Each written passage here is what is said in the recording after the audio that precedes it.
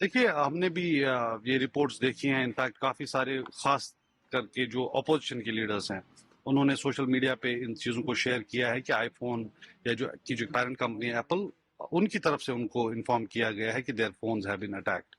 یہ بہت ہی ڈسٹربنگ ہے. بٹ ساتھ ہی ساتھ ایسا نہیں ہے کہ یہ پہلی بار ایسا ہوا. اس سے پہلے وہ پیگاسس کا جو سافٹ ویئر کا معاملہ تھا وہ بھی سامنے آیا تھا. تو سرولنس خصوصاً ان لوگوں پہ کہ جو سرکار سے باہر ہیں یا سرکار کے مخالف ہیں پولیٹیکلی, ان پہ یہ ہوتا رہا ہے. اب اتنا بڑا معاملہ ہے, اس کا جو جتنے سارے لیڈرز نے یہ کلیم کیا ہے کہ ان کو انٹیمیشن ملا ہے, یہ بہت ہی ڈسٹربنگ ہے.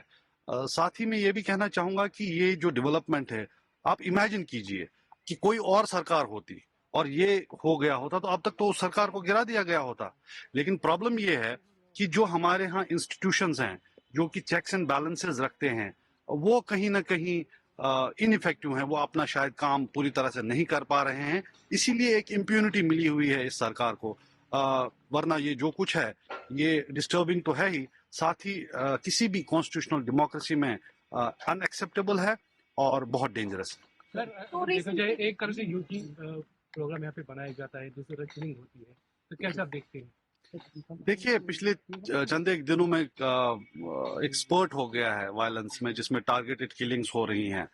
ہم ان کی پرزور الفاظ میں مذمت کرتے ہیں. We condemn these are acts of cowardice, and ہماری تمام تر جو سمپتھیز ہیں وہ افیکٹڈ فیملیز کے ساتھ ہیں اور ہماری دعائیں ان کے ساتھ ہیں.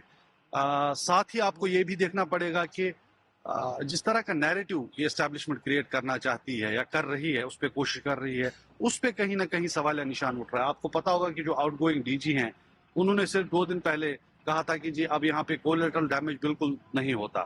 تو اب آپ یہ دیکھ لیجئے کہ کل کا جو پولیس پرسنل کا معاملہ ہے یا جو پلوامہ کا انسیڈنٹ ہے یا پھر ایک ابھی بھی زندگی اور موت کی لڑائی لڑ رہا ہے, اگر یہ کولیٹرل ڈیمیجز نہیں ہیں تو پھر کیا ہے؟